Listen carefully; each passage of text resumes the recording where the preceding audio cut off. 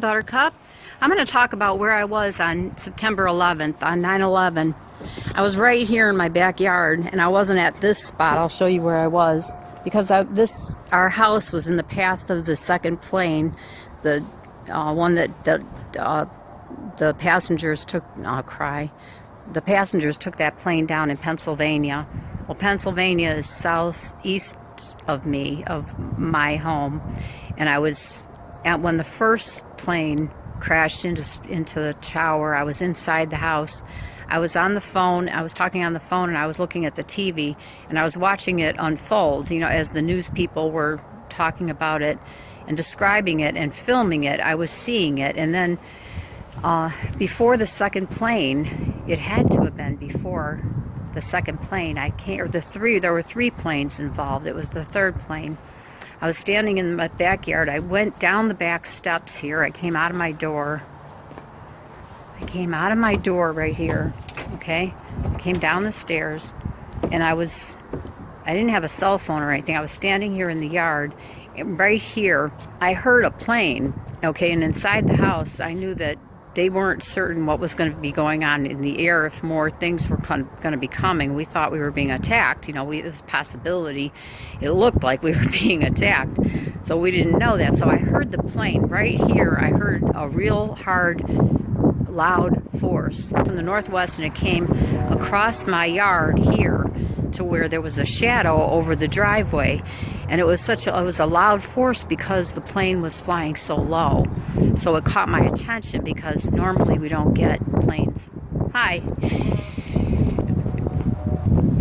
I was just talking to my camera, and my neighbor came out. That's embarrassing. I was standing here, and the plane came over. It flew over, and it caught my attention. It was right about there in the sky. It was really, really low. You could see the belly of the plane, and I watched it go over, and it went. That's where Pennsylvania is, in that direction. So that's where I was when the third plane went over on September 11th. I guess it was the third. It sure was.